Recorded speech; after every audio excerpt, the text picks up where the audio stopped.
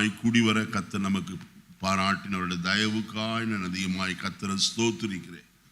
இந்த காலை வழியிலே நம்முடைய சிந்தனைக்கு ஆதாரமாக பரிசுத்த வேதாகமத்தில் யாத்திராகமத்தின் புஸ்தகம் 15ஆம் அதிகாரம் 6ஆம் வசனத்தை நான் வாசிக்க கேட்போம். யாத்திராகமம் 15:6. கர்த்தாவே உமது வலது கரம் பலத்தினால் மகத்துவம் சிறந்திருக்கிறது. கர்த்தாவே உமது வலது கரம் பகஞ்சனை நொறுக்கி விட்டது. தலைகளை தாழ்த்தி ஜெபிப்போமா? மகா இரக்கமும் சிநேகரிந்த பரலோகத்தின் நல்ல பிதாவே, இந்த நல்ல காலை வேளைக்காய் தம்மை நன்றி நிறைந்த இருதயத்தோடு நாங்கள் ஸ்தோத்திரங்களை ஏறெடுக்கிறோம். இந்த நாளுக்குரிய தேவனுடைய வார்த்தைக்காய் நாங்கள் உமக்கு நன்றி சொல்லுகிறோம்.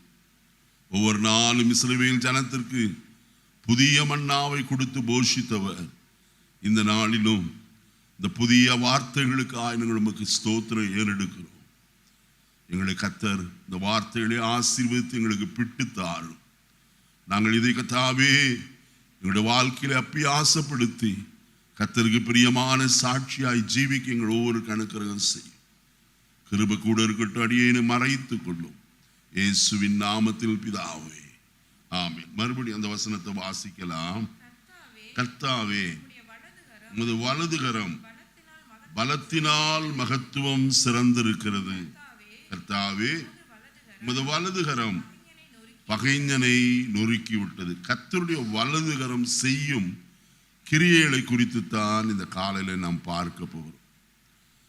கர்த்தருடைய வலது கரம் என்ன செய்யும், வலது கரத்தினுடைய மகத்துவம் என்ன என்பதுதான். முதலாவது அங்க வசனத்தில் வாசிக்கிறோம், உங்களுடைய வலது கரம் பலத்தினால் மகத்துவம் சிறந்திருக்கிறது என்றும், வலது கரம் பகைஞனை என்ன செய்தது, நொறுக்கி விட்டது. இந்த சந்தர்ப்பம் இஸ்ரவேல் ஜனங்கள் அடிமைத்தனத்திலிருந்து விடுதலையாகி சிவந்த சமுத்திரத்துக்கு முன்பதாய் வந்தபோது தேவன் மோசேயினிடத்தில் சொன்னார், உன்னுடைய கையை நீட்டி சமுத்திரத்தை பிளந்து விடு என்று. மோசே அப்படியே செய்தான். கர்த்தருடைய வலது கரம் அவன் மேல் இருந்து அந்த சமுத்திரத்தை 2ஆய் பிரித்து உலர்ந்த தரை வழியாய் அக்கறைக்கு கடந்து வந்தார். நான் நேற்று தினத்தில் உங்களோடு சொன்னேன், அந்த 76ஆம் சங்கீதத்தில் கடைசி 2 வசனத்தில், கர்த்தாவே உம்முடைய வழிகள் எங்கே இருக்கிறது, கடலிலும், உமது பாதைகள் தண்ணீர்களிலும் இருக்கிறது. உமது காலடிகள் என்ன செய்யாமற் போயிற்று, தெரியாமற் போயிற்று. பாருங்கள், உலர்ந்த தரை வழியாய் கர்த்தர் ஜனங்களை அக்கறைப்படுத்தின பின்பு மோசேயும் ஜனங்களும் சேர்ந்து கர்த்தரை ஆர்ப்பரித்து பாடின ஒரு பாடல் தான் இந்த 15ஆம் சங்கீதம். 20வது வசனம் 19ஆம் வசனம் வரைக்கும் ஆண்கள் எல்லாரும் பாடி கர்த்தரை மகிமைப்படுத்தினார். 20வது வசனத்திலிருந்து நான் வாசிக்கும் போது அங்கே மீரியாமும் பெண்களும் சேர்ந்து கர்த்தரை துதித்து பாடினதை நான் பார்க்கிறேன். இங்கே 6வது வசனத்தில் நான் பார்க்கிற காரியம், கர்த்தருடைய வலது கரம் அது எவ்வளவு பலத்தது என்று நாம் பார்க்கிறோம். அவருடைய வலது கரம் தான் சமுத்திரத்தை பிரித்து விட்டது. அப்படிப்பட்ட வலது கரத்தின் மகிமை என்ன? 1 நாளாகமத்தின் புஸ்தகம் 29ஆம் அதிகாரம் 12வது வசனத்தை நான் வாசிப்போம். ஆனால் ஐஸ்வர்யமும் கனமும் உம்மாலே வருகிறது, தேவரீர் எல்லாவற்றையும் ஆளுகிறவர், உம்முடைய கரத்திலே சத்துவமும் வல்லமையும் உண்டு, எவரையும் மேன்மைப்படுத்தவும் பலப்படுத்தவும் உம்முடைய கரத்தினாலே. கர்த்தருடைய வலது கரம் என்ன செய்யும்? எவரையும் மேன்மைப்படுத்தவும் பலப்படுத்தவும் உம்முடைய கரத்தினாலே ஆகும். கர்த்தருடைய கரத்தில் என்ன இருக்கிறது? சத்துவமும் வல்லமையும் காணப்படும். அப்படியானால் நம்முடைய கரத்தை பார்க்கலும் தேவனுடைய கரம் எவ்வளவு மேன்மை உள்ளது என்றுதான் இந்த நாளிலே நாம் சிந்திக்க போறோம். முதலாவது, தேவனுடைய கரம் செய்கிற காரியம் என்ன? வசனத்தை வாசிக்கலாம். 119ஆம் சங்கீதம் 73வது வசனத்தை நான் வாசிக்கலாமே. உம்முடைய கரங்கள் என்னை உண்டாக்கி என்னை உருவாக்கிற்று. போதுமா? உம்முடைய கரங்கள் என்னை என்ன செய்தது? உண்டாக்கி என்னை உருவாக்கிற்று. நமக்கு தெரியும், முதலாவது தேவன் வானத்தையும் பூமியும் சிருஷ்டித்த பிறகு எல்லாவற்றையும் உண்டாக்கினார். நாம் நெகேமியாவின் புஸ்தகம் 9ஆம் அதிகாரத்தில் வாசிக்கும் போது 6வது வசனத்தில் அவருடைய எதெல்லாம் சிருஷ்டித்தார் என்று சொல்லி கர்த்தருடைய வசனத்தில் நாம் பார்க்கணும். வாசிக்க வேண்டாம். ஆனால் சிருஷ்டித்த தேவன் முதலாவது மனுஷனை மண்ணினாலே உருவாக்கினார் என்று வசனத்தில் நாம் பார்க்கிறோம். ஆதியாகமம் 2ஆம் அதிகாரத்தில் வாசிக்கிறோம். மண்ணினாலே உருவாக்கி ஜீவ சுவாசத்தை அவன் நாசியிலே ஊதி அவன் ஜீவ ஆத்மாவாய் மாற்றினார். அவர் கிழக்கே தாம் உண்டாக்கின தோட்டத்தை பண்படுத்தவும் காக்கவும் மனுஷன் அந்த தோட்டத்தில் என்ன செய்தார்? வைத்தார் என்று சொல்லி வசனத்தில் வாசிக்கிறோம். அப்படியானால் மண்ணினாலே மனுஷனை உருவாக்க கர்த்தருக்கு என்ன உண்டு? வல்லமை உண்டு. ஒரே ஒரு காரியத்தை சொல்லுகிறேன், அண்டசராசரங்களையும் வார்த்தையினாலே சிருஷ்டித்த கர்த்தர். நான் வசனத்தில் நான் வாசிப்போமானால் 33ஆம் சங்கீதம் 6வது வசனத்தில் இப்படி எழுதப்பட்டிருக்கிறது, கர்த்தருடைய வார்த்தையினால் வானங்களும் வாயின் சுவாசத்தினால் சர்வ சேனைகளும் என்ன செய்யப்பட்டது. அப்ப தேவன் சகலவற்றையும் என்ன செய்திருக்கிறார்?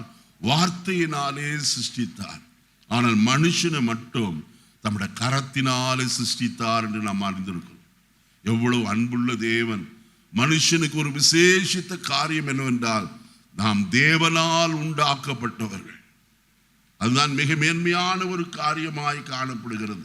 வசனத்திலே நாம் பார்க்கிற காரியம், ஆதாம் தேவனால் உண்டானவன் என்று சொல்லி ஆதியாகமத்தின் புஸ்தகத்தில் நான் வாசிக்கும் போது அறிந்து கொள்ள முடியும். கர்த்தரால் உருவாக்கப்பட்ட மனுஷன். வாசிப்போமா? ஆதியாகமம் 5ஆம் அதிகாரம் முதல் வசனத்தை பாருங்கள். ஆதாமின் வம்ச வரலாறு. தேவன் மனுஷனை சிருஷ்டித்த நாளிலே அவனை தேவ சாயலாக என்ன செய்தாரா? சிருஷ்டித்தார் என்று எழுதப்பட்டிருக்கு. தம்முடைய சாயலின்படியையும் தம்முடைய ரூபத்தின்படியையும் தேவன் மனுஷனை என்ன செய்தார்? உண்டாக்கினார். அப்படியானால் தேவனுடைய சிருஷ்டிப்பிலே சிறந்த ஒரு படைப்பு ஒன்று உண்டானால் அது மனுக்குலம் மட்டுமே. அதுவும் கர்த்தர் தம்முடைய கையினாலே மண்ணை பிசைந்து அதை மனுஷனாய் உருவாக்கினார். அதுவும் எப்படி? தமது சாயலாகவும் தமது ரூபத்தின்படியேயும் உண்டாக்கினார். அவரை போலவே. 3வது காரியம், அவருடைய சுவாசத்தை நாசில் என்ன செய்தார்? ஊதினார். இப்ப மேன்மையான ஒரு படைப்பு ஒன்று உண்டானால் அது மனுக்குலம் மட்டுமே என்பதை நாம் அறிகிறோம். அது அவருடைய கரத்தினால நாம் சிருஷ்டிக்கப்பட்டிருக்கிறோம். அதற்காக நாம் கர்த்தரை அதிகமாய் ஸ்தோத்திரிக்க கடமைப்பட்டவர்களாக இருக்கிறோம். வசனத்தை வாசிப்போமானால் ஏசாயா 66ஆம் அதிகாரம் 2வது வசனத்தை வாசிக்கலாம். ஏசாயா 66:2. என்னுடைய கரம் இவைகளெல்லாம் சிருஷ்டித்ததினால் இவைகளெல்லாம் உண்டாயின என்று கர்த்தர் சொல்லுகிறார் என்று எழுதப்பட்டிருக்கு. தர்மியான நாளிலேயும் நான் ஒன்று உங்களுக்கு சொல்ல விரும்புகிறேன். என்னுடைய கரம் இவைகளெல்லாம் சிருஷ்டித்ததினால் இவைகளெல்லாம் என்ன செய்தது? உண்டாயிற்று. அருமையான கர்த்தருடைய ஜனமே, இந்த மாலை வேளை, இந்த காலை வேளையில எல்லாவற்றையும் உருவாக்கினவர். எதையெல்லாம் உருவாக்கினார் என்று நான் ஏற்கனவே சொன்னேன். நான் அதிகமாக எதை குறித்து பேசல. ஒரு வசனத்தை மட்டும் நாம் பார்ப்போம். வாசிக்கலாம். 45ஆம் அதிகாரம் ஏசாயா 18வது வசனத்தை நாம் வாசிக்கலாம். 45:18. வானங்களை சிருஷ்டித்து பூமியையும் வெறுமையாயிருக்க சிருஷ்டியாமல் அதை குடியிருப்புக்காக செய்து படைத்து அதை உருவேற்படுத்தின தேவனாய கர்த்தர் சொல்லுகிறதாவது, நானே கர்த்தர், வேறு ஒருவரும் இல்லை. அப்போ கர்த்தருடைய கரம் மனுஷனை சிருஷ்டித்தது. ஆனால் வார்த்தையினாலே கர்த்தர் எல்லாவற்றையும் சிருஷ்டித்தார் என்று வசனத்தின் மூலமாய் நான் பார்க்கிறேன். லூக்கா எழுதின சுவிசேஷம் 3ஆம் அதிகாரம் 38வது வசனத்தை வாசிப்பார். லூக்கா 3:38. ஏனோ சேத்தின் குமாரன், சேத் ஆதாமின் குமாரன். ஆதாம் யாரால் உண்டாக்கப்பட்டவன்? எவ்வளவு மேன்மை, மணிமகுடமாய் கர்த்தர் அவனை உருவாக்கினார். இரண்டாவது காரியத்துக்குள்ள போவோம். உபாகமத்தின் புஸ்தகம் 33ஆம் அதிகாரம். உபாகமம் 33ஆம் அதிகாரம் 3வது வசனத்தை வாசிக்கலாம். மெய்யாகவே அவர் ஜனங்களை சிநேகிக்கிறார். மன்னிக்கணும், 2வது வசனமா? கர்த்தர் சீனாயிலிருந்து எழுந்தருளி சேயீரிலிருந்து அவர்களுக்கு உதயமானார். பாரான் மலையிலிருந்து பிரகாசித்து 10,000 பரிசுத்தவான்களோடு பிரசன்னமானார். அவர்களுக்காக அக்கினிமயமான பிரமாணம் அவருடைய வலது கரத்திலிருந்து என்ன செய்யப்பட்டது? புறப்பட்டது. மனுஷனை சிருஷ்டித்த கர்த்தர் அவருடைய வாழ்க்கை நெறிமுறைக்கென்று பிரமாணத்தை கர்த்தர் கொடுக்கிறவராய் காணப்பட்டார். அது எப்படி கொடுத்தாராம்? அங்க வசனத்தில் வாசிக்கிறோம். அக்கினிமயமான பிரமாணம் அவருடைய வலது கரத்திலிருந்து என்ன செய்தது? உண்டாயிற்று.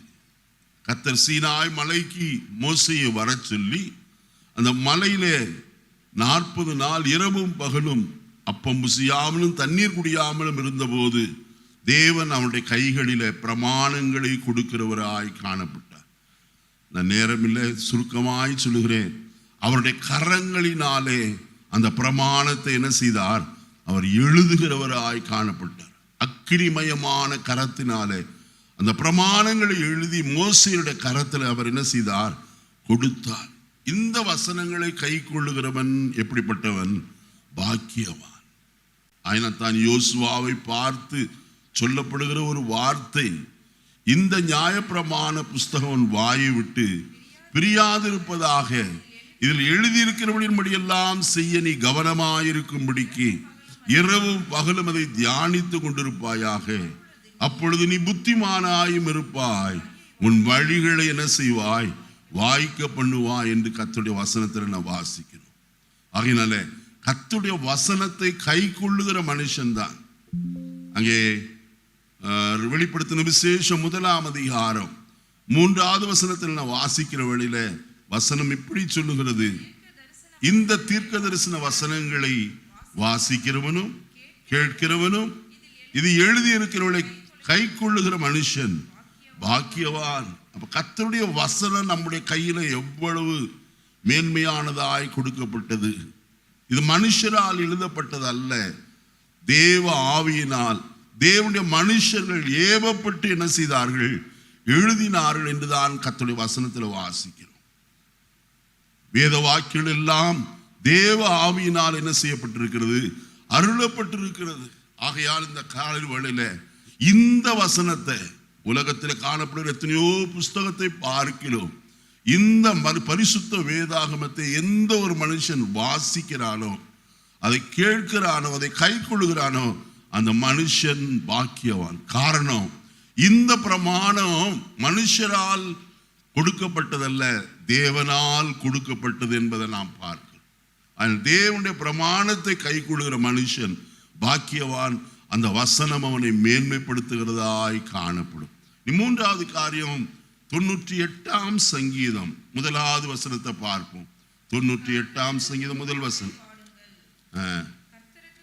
கர்த்தருக்கு புது பாட்டை பாடுங்கள், அவர் அதிசயங்களை செய்திருக்கிறார். அவருடைய வலது கரமும் அவருடைய பரிசுத்த புயமும். கர்த்தருடைய வலது கரம் தான் எதை உண்டாக்கும்? அதிசயங்களை செய்யும், ரட்சிப்பை கொடுக்கும். மனுஷனுடைய வாழ்க்கையில ரட்சிப்பு அல்லது காப்பாற்றப்படுதல், உதவி எல்லாம் யாருடைய கரத்தினால் இருந்து வருகிறது? கர்த்தருடைய கரத்திலே இருந்தான் வருகிறது. அதனால் வசனத்தில் வாசிக்கிறோம், அவருடைய வலது கரமும் அவருடைய பரிசுத்த புயமும் ரட்சிப்பை என்ன செய்தது? உண்டாக்கிட்டு. நமக்கு என்ன சோதனை வந்தாலும், பிரச்சனைகள் பாடுகள் வந்தாலும், எல்லா சூழ்நிலைகளிலும் நாம் அமிழ்ந்து போய் விடாதபடிக்கு நம்மை பாதுகாக்கத்தக்கதாய் கர்த்தருடைய கரம் நம்மேல் காணப்படுகிறது. ஆயினால் தான் அருமையான யாபேஸ் ஜெபிக்கும் போது 1 நாளாகமம் 4ஆம் அதிகாரம் 10வது வசனத்தில் அவன் இவ்விதமாய் சொல்கிறான், தேவரீர் என்னை ஆசீர்வதித்து என் எல்லையை பெரிதாக்கி உம்முடைய கரம் யாரோடு இருக்கணும்? என்னோடு கூட இருக்கணும். கர்த்தருடைய கரம் நம்மோடு கூட இருக்குமானால் நாம் பாக்கியவான்கள் என்பதை மறக்க வேண்டாம். நீங்க நெகேமியாவின் புஸ்தகம் 7ஆம் அதிகாரத்திற்கு வாருங்கள். நெகேமியா மன்னிக்கணும், எஸ்ரா 7ஆம் அதிகாரம் 6வது வசனத்தை வாசிக்கலாம். இந்த எஸ்ரா இஸ்ரவேலின் தேவனாகிய கர்த்தர் அருளின மோசேயின் நியாய பிரமாணத்தில் தேறின வேதபாரகனாயிருந்தான். அவனுடைய தேவனாகிய கர்த்தருடைய கரம் அவன் மேல் இருந்ததினால் அவன் கேட்டவளெல்லாம் ராஜா அவனுக்கு பத்திரலா. அடுத்தது 9வது வசனத்தை வாசிப்போமானால், 1ஆம் மாதம் 1ஆம் தேதியில அவன் பாபிலோனிலிருந்து பிரயாணமாக புறப்பட்டு 5ஆம் மாதம் 1 தேதியிலே தன் தேவனுடைய தயவுள்ள கரம் தன்மேல் இருந்ததினால் எருசலேமுக்கு கடந்து வந்தான். சிறையிருப்பிலே இருந்து திரும்ப வரத்தக்கதாய் கர்த்தர் அனுக்கிரகம் செய்தார். எதின் நிமித்தம்? தன் தேவனுடைய தயவுள்ள கரம் யாரோடு கூட இருக்கும். அங்க வசனத்துல வாசித்தோம், எஸ்ரா தேவனாய கர்த்தர் அருளிய மோசேயின் நியாய பிரமாணத்துல தேறின வேதபாரகனாயிருந்தான். அப்ப கர்த்தருடைய வசனத்தை யார் வாசித்து கை கொண்டு அதுல தேர்ச்சி அடைகிறார்களோ அவர்களோடு கூட கர்த்தருடைய கரம் காணப்படும். யார் ஜெபிக்கிறார்களோ அவர்களோடு கூட கர்த்தருடைய கரம் காணப்படும். கர்த்தருடைய கரம் பலத்தது என்பதை நன்றாய் நாம் அறிந்து கொள்ள வேண்டும். மூன்றாவது காரியம் நாம் வாசித்தோம். 4வது காரியத்துக்குள்ள நாம் கடந்து போவோம். அப்போஸ்தலர் நடபடிகளின் புஸ்தகம் 2ஆம் அதிகாரம் 33வது வசனத்தை வாசிப்போம். அப்போஸ்தலர் 2:33. அவர் தேவனுடைய வலது கரத்தினாலே உயர்த்தப்பட்டு பிதா அருளிய வாக்குத்தத்தத்தின்படி பரிசுத்த ஆவியை பெற்று நீங்கள் இப்பொழுது காண்கிறதும் கேட்கிறதும் ஆகிய இதை பொழிந்தருளினார். இயேசுவை குறித்து சொல்லப்பட்டிருக்கிற காரியம் அங்க வசனம் சொல்கிறது, அவர் தேவனுடைய வலது கரத்தினாலே என்ன செய்யப்பட்டார்? உயர்த்தப்பட்டார். இப்ப ஒன்றை நன்றாய் அறிந்து கொள்ளுங்க, தேவனுடைய வலது கரம் நம்மை சிருஷ்டிப்பது மட்டுமல்ல, தேவனுடைய வலது கரம் நமக்கு ரட்சிப்பை உண்டு பண்ணுகிறது மட்டுமல்ல, தேவனுடைய வலது கரம் பிரமாணத்தை நமக்கு கொடுத்தது மட்டுமல்ல, அதுதான் நம்மை வாழ்க்கையில் என்ன செய்யும்? உயர்த்துகிறதாய் காணப்படும். தாவீது சொல்கிறானே, என்னுடைய தாழ்வில் என்னை நினைத்தவரை துதியுங்கள், அவர் கிருபை ஆடுகளின் பின்னே கரவல ஆடுகளின் பின்னே சுற்றி திரிந்த அவனை ராஜாவாய் கர்த்தர் உயர்த்தி அழகு பார்க்கிறவராய் காணப்பட்டார். அவரால் மீட்கப்பட்ட தேவ ஜனத்தை உயர்த்துவது அவருடைய கடமையாய் காணப்படுகிறது. என்றால் கர்த்தருடைய வாக்குத்தத்தம் அவர்தான். 1 நாளாகமம் 29ஆம் அதிகாரம் 12வது வசனத்தில் நான் வாசிக்கும் போது தாவீது விதமாய் சொல்கிறான், எவரையும் மேன்மைப்படுத்தவும் பலப்படுத்தவும் அவருடைய கரத்தினாலே, உயர்த்துவது யாராலே? கர்த்தராலே தான். அருமையான பேதுரு சொல்லும் போது சொல்கிறார், ஏற்ற காலத்தில் தேவன் உங்களை உயர்த்தும்படிக்கு அவருடைய பலத்த கரத்துக்குள் என்ன செய்யுங்க? அடங்கியிருங்கள். ஒரே நாளிலே நாம் குபேரனாய் மாற முடியாது, உயர்ந்திருக்க முடியாது, மேன்மையான பதவியை அடைய முடியாது. கர்த்தர் படிப்படியாய் நம்மை உயர்த்துகிறவராய் இருக்கிறார். நான் அடிக்கடியாய் தாவீதை சிந்திக்கும் போதெல்லாம், தாவீது ஆடுகளின் பின்னே திரிந்தவன். முதலாவது தன் தகப்பன் சகோதரி பார்த்து வர சொன்னார். அங்கே போன போது கர்த்தருடைய வசனத்தில் நாம் பார்க்கிறோம், அவனுக்கு ஒரு நல்ல சந்தர்ப்பத்தை கர்த்தர் ஏற்படுத்தி கொடுத்தார். கோலியாத்து 7 பள்ளத்தாக்கு நின்று சவால் விடுகிறவனாய் காணப்பட்டான். தாவீதுடைய ஜீவிதத்தில் ஒரு வைராக்கியம் வந்தது. பெலிஸ்தன், விருத்த சேதனம் இல்லாத இந்த பெலிஸ்தன் சேனைகளின் தேவனாய் கர்த்தருடைய நாமத்தை தூஷிக்கிறானே என்று சொல்லி வெகுண்டு எழுந்தான்.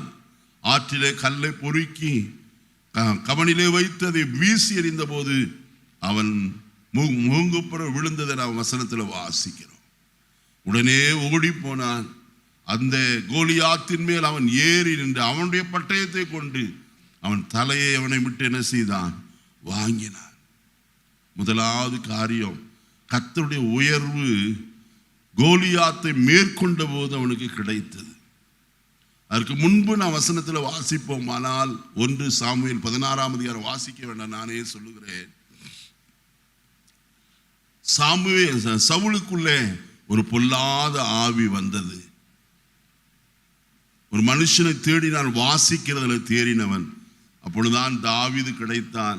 தாவீது வந்து சவுலுக்கு முன்பதாய் நின்று அவன் வாசித்த போது அவனிலே இருந்த பொல்லாத ஆவி அவனை விட்டு நீங்கி அவன் என்ன செய்தான்? சொஸ்தமானான் என்று எழுதப்பட்டிருக்கிறது.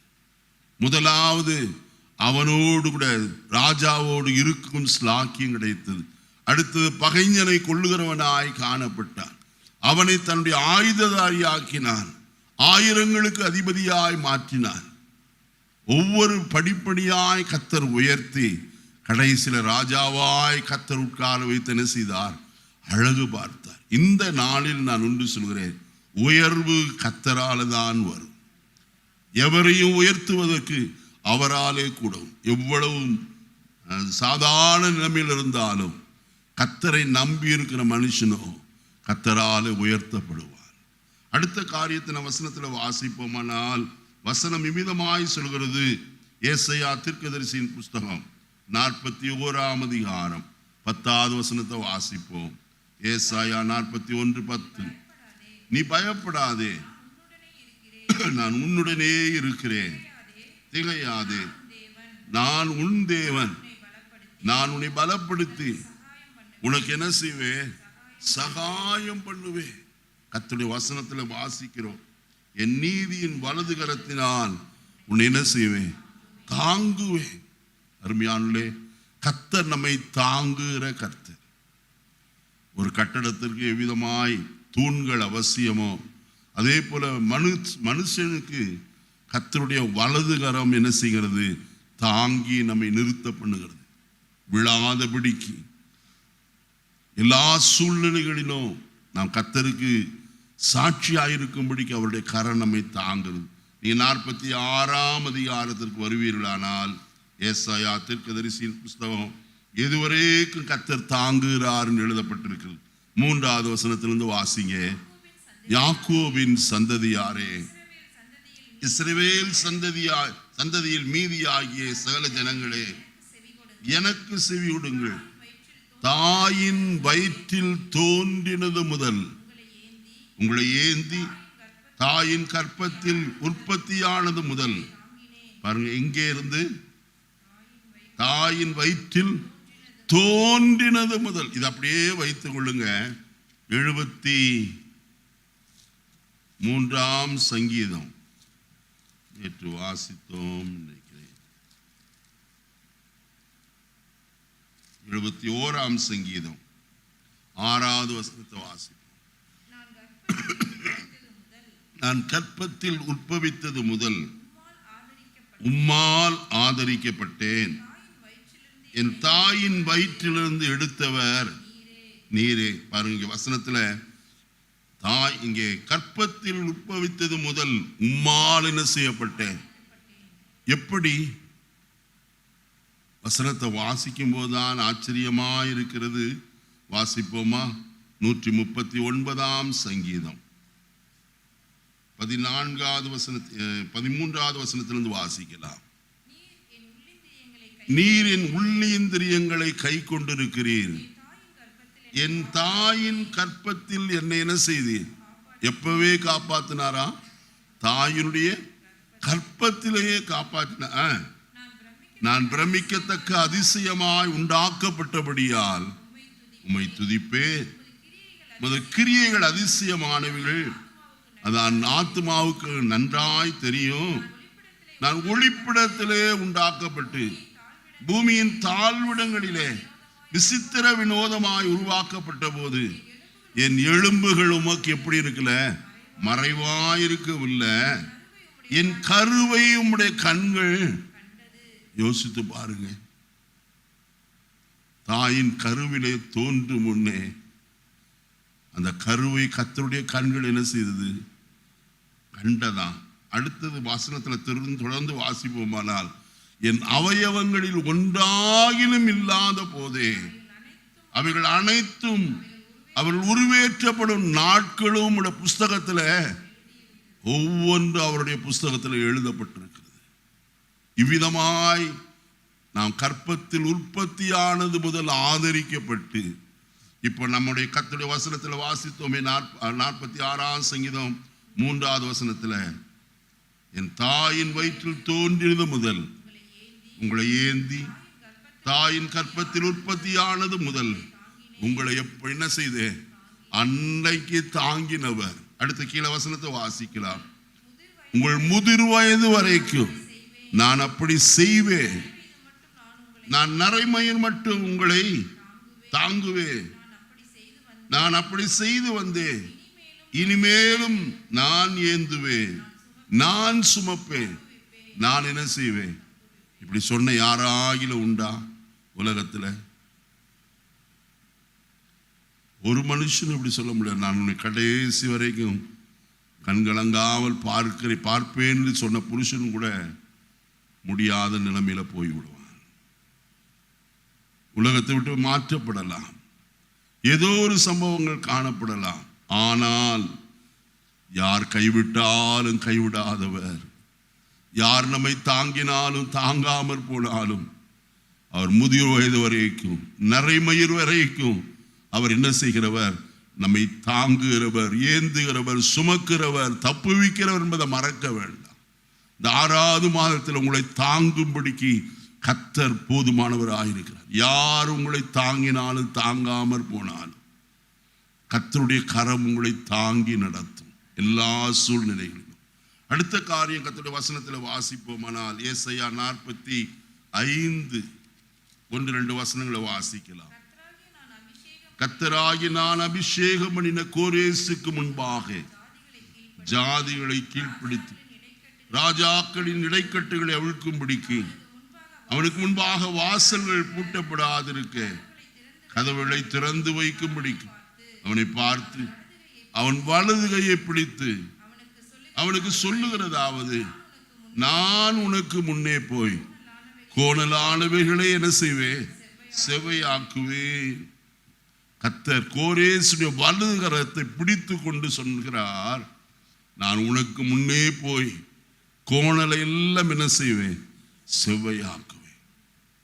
இந்த கோரேஸ் ஒரு ராஜாவாய் இருக்கிறார், புறஜாதி ராஜா. ஆனால் அவனை குறித்து சொல்லப்பட்டிருக்கிற வார்த்தை நன்றாய் கவனியுங்கள். 44ஆம் அதிகாரம் 28வது வசனத்தை பார்ப்போம். 44:28 கோரேசை குறித்து, அவன் என் மேய்ப்பன், அவன் எருசலேமை நோக்கி நீ கட்டப்படு என்றும் தேவாலயத்தை நோக்கி நீ அஸ்திபாரப்படு என்றும் சொல்லி எனக்கு பிரியமானது எல்லாம் என்ன செய்வான்? கர்த்தர் சும்மா ஒரு மனுஷனுடைய வலது கரத்தை பிடித்து கொண்டு நான் உனக்கு முன்னே போய் கோணலானவை செவ்வையாக்குவேன் என்று சொல்லவில்லை.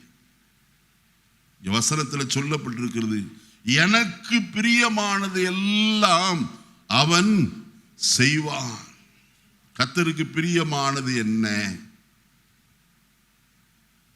வசனத்தில் என்ன வாசிக்கிற வழியிலே கர்த்தருடைய வசனம் சொல்லுகிறது நாம் இவ்விதமாய் பார்க்கலாம். ஆகாய் தீர்க்க தரிசன புஸ்தகம், ஆகாய் தீர்க்க தரிசன புஸ்தகம் 1ஆம் அதிகாரம் 8வது வசனத்தில் வாசிக்கலாம். 8வது வசனம், ஆகாய் 1:8, 1090வது பக்கம்.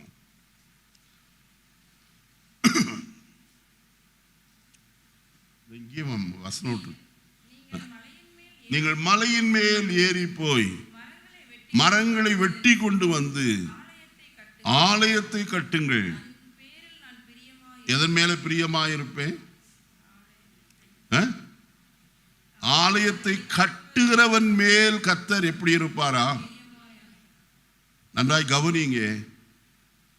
தாவீதுக்கு ஒரே ஒரு வாஞ்சை, கர்த்தர் தங்கியிருக்கத்தக்கதான ஒரு வாசஸ்தலத்தை நான் என்ன செய்வேன்? அவருக்கு கட்டுவேன். அவருடைய இருதயத்தில் வாஞ்ச வேற எதுவும் இல்லை, கர்த்தருக்கு ஆலயம் கட்ட வேண்டும். ஆனால் கர்த்தர் சொன்னார், நீ எனக்கு ஆலயத்தை கட்ட வேண்டாம், நீ ரத்தம் சிந்தின மனுஷன். ஆனால் உன் கற்ப பிறப்பாயிருக்கிற உன் குமாரனே எனக்கு என்ன செய்வான்? ஆலயத்தை கட்டுவான். ஆனால் கர்த்தருக்கு ஆலயம் கட்ட பிரியமாயிருந்த அவன் சும்மா இருக்கல. சரி, அவன் தானே கட்டுறான் அப்படின்னு விட்டு விடல. ஆலயத்திற்கு தேவையான சகலவற்றை அவன் என்ன செய்தான்? சவதரித்து சாலமோனுக்கு கொடுக்கிறவனாய் காணப்பட்டான். கர்த்தர் தாவீதின் மேல் எப்படி இருந்தார்? பிரியமாயிருந்தார். அதனால் வசனத்தில் வாசிக்கும் போது அங்கே அப்போஸ்தலர் நடபடிகளின் புஸ்தகம் 13ஆம் அதிகாரம் 22வது வசனத்தில் இப்படி நாம் வாசிக்கிறோம். பின்பு அவர் அவனை தள்ளி தாவீதை அவர்களுக்கு ராஜாவாக ஏற்படுத்தி, ஈசாயின் குமாரனாகிய தாவீதை என் இருதயத்திற்கு ஏற்றவன் என்று சொல்லி, எனக்கு சித்தமானவர்கள் எல்லாம் அவன் செய்வான் என்றும் அவனை குறித்து சாட்சியும். அவன் என்னத்தை செய்வானா? வசனம் சொல்கிறது, எனக்கு சித்தமானவர்கள் எல்லாம். கர்த்தருக்கு சித்தம் என்ன? அவருக்கு ஆலயம் கட்டுவது. அவனை கர்த்தர் சொல்லுகிறார், அவன் என் இருதயத்திற்கு ஏற்றவன். அப்ப கர்த்தருக்கு பிரியம் கர்த்தருடைய ஆலயத்தை கட்டுவது. இன்னைக்கு நாமே தேவனுடைய ஆலயமாக இருக்கிறோம். நாம் கர்த்தர் நம்மிலே வாசம் பண்ணுகிற பரிசுத்த ஆலயமாய் இருக்கிறபடினாலே நாம் கர்த்தருக்கு பரிசுத்த ஆலயமாய் கூட்டி கட்டப்பட வேண்டியது அவசியமான ஒரு காரியம். நம்முடைய ஆலயமாய் இந்த சரீரத்தில் கர்த்தர் வாசம் பண்ண, எப்போதும் வாசம் பண்ண நாம் பரிசுத்தமாய் நம்மை காத்து கொள்ள வேண்டியது அவசியம். அதனால வசனத்தில் வாசிக்கிறோம், இப்படிப்பட்ட வாக்கு தத்தங்கள் நமக்கு உண்டாயிருக்கிறபடியால் பிரியமானவர்களுடைய மாம்சத்திலும் ஆவியிலும் உண்டாயிருக்கிற எல்லா அசுசி நீங்கள் உங்களை பரிசுத்தப்படுத்தி கொண்டு பரிசுத்தமாகுதலை தேவ பயத்தோட பூரணப்படுத்த கடவுள். 1 கொரிந்தியர் 7:1 அந்த வசனம் இருக்கிறது. அதில் பரிசுத்தமாகுதலை நாம் பூரணப்படுத்த வேண்டும். தேவன் பரிசுத்த ஆலயத்தில் தங்கி இருக்கிறார் என்று வசனத்தில் வாசிக்கிறோமே. அப்படியானால் தேவனுக்கு பிரியம் அவருடைய பரிசுத்த ஆலயத்தை கட்டுவது. ஆயினால் தான் கோரேசை குறித்து கர்த்தர் சொல்கிறார், எனக்கு பிரியமானவைகள் எல்லாம் அவன் செய்வான். அப்ப நாம் கர்த்தருக்கு பிரியமானது கர்த்தருடைய ஆலயம், அவர் தங்கி இருக்கிற, அவர் வாசம் பண்ணுகிற ஸ்தலம். நாம் அப்படி ஒவ்வொருவரையும் ஆதாயப்படுத்தி கர்த்தர் வாசம் பண்ணத்தக்கதாய் அவர்களை கர்த்தருக்கு என்று சாட்சிகளாய் மாற்றுவோமானால் கர்த்தர் நம்மிடத்திலே பிரியம் கொள்கிறவராய் காணப்படுவார். கடைசியாய் ஒன்றை சொல்லி நிறைவு செய்கிறேன். சங்கீதம் 18ஆம் சங்கீதம் 16வது வசனத்தை நான் வாசிக்கலாம்.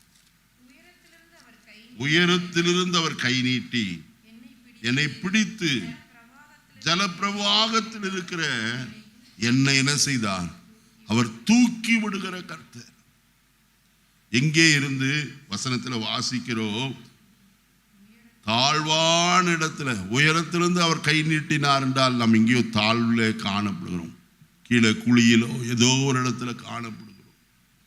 கை நீட்டி ஜலப்பிரவாகத்தில் இருக்கிற ஜலப்பிரவாகத்தில் இருக்கிற எண்ணெய் என்ன செய்தாரா?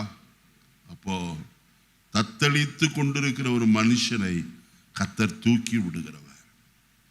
நல்ல கவனிப்போம்.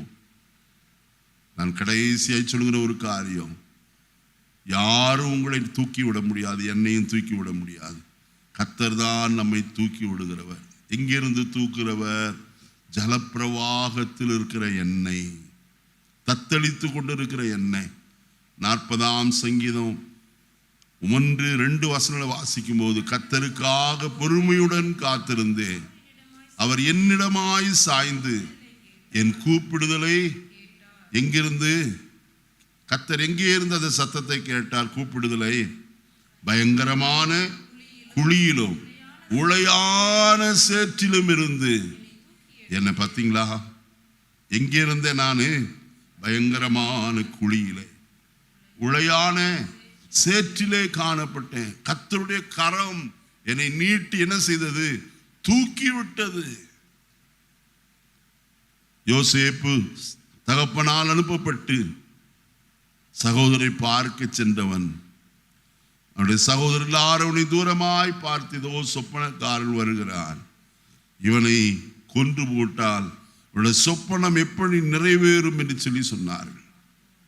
ஆனால் ரூபன் சொன்னான், பிள்ளை ஆண்டானை கொலை செய்து இரத்த புளியை நாம் சுமக்க வேண்டாம், இருக்கிற ஒரு குழியில என்ன செய்வோம், போட்டு விடும். அவனுடைய காரியம் என்ன, அவன் நினைத்த நினைவு, இந்த குழியில போட்டுட்டா என் சகோதரமாரெல்லாம் ஆடுகளுக்கு பின்னே போய் விடுவார்கள், வந்து அவனை என்ன செய்யலாம், தூக்கி தப்பி வைத்து விடலாம் என்று. ஆனால் அது கூடாமற் போயிற்று. மீதியானுக்கு போகிற மீதியானின் வியாபாரிகள் எகிப்திற்கு போகிறவர்களாய் காணப்பட்டார்கள். அவனை தூக்கி எடுத்தார்கள், விற்று போட்டார்கள். ஆனால் கர்த்தர் நம்மை தூக்கி எடுத்து விற்று போடுகிறவர் அல்ல. நமக்கு செய்கிற காரியம் இந்த 40ஆம் சங்கீதத்தில் வாசிக்கிறோம். 2வது வசனத்தில், பயங்கரமான குழியிலும் உளையான சேற்றிலும் இருந்து என்னை தூக்கி எடுத்து என் கால்களை கன்மலையின் மேல், கிறிஸ்துவாகிய கன்மலையின் மேல் நிறுத்தி, என் அடிகளை என்ன செய்து, என் பாதத்தின் அடிகளை உறுதிப்படுத்தி, நமது தேவனை துதிக்கும் புதுப்பாட்டை அவர் என் வாயிலே கீழே இருந்து குமுறிக்கொண்டிருந்தவன், பயங்கரமான குழியிலும் உளையான சேற்றிலும் இருந்து அபயம் தேடி கொண்டிருந்தவன், சத்தமிட்டு யார் என்னை தூக்குவார், யார் எனக்கு சகாயர் என்று கத்தி கொண்டிருந்தவன். பவுல் சொல்லும் போது சொல்லுவார் ஒரு வார்த்தை, ரோமருக்கு எழுதின 7ஆம் அதிகாரம் 23வது வசனத்தில், நிர்பந்தமான மனுஷன் நான், யார் இந்த மரண சரீரத்திலிருந்து விடுதலை ஆக்குவார் என்று கதறுகிற ஒரு மனுஷனாய் காணப்பட்டார். நான் விரும்புகிறதை செய்யாமல் வெறுக்கிறதையே செய்கிறேன், ஆகையால் எனக்குள்ள ஒரு பிரமாணம் இருக்கிறது என்று என்ன செய்கிறேன், காண்கிறேன் என்று சொல்லுவார். தூக்கிவிட யாரும் இல்லையே, ஆனால் கர்த்தர் அவனை தேடி வந்தார், தூக்கி விட்டார், கன்மலையின் மேல் நிறுத்தினார், அடிகளை உறுதிப்படுத்தினார். அதோடு விட்டு விடவில்ல, அவரை துதிக்கும் புது பாட்டை என் வாயில் என்ன செய்திருக்கிறார், அருளி செய்திருக்கிறார். ஒவ்வொரு நாளும் நம்மை தூக்கி விட்டதை நாம் நினைவு கூற வேண்டும்.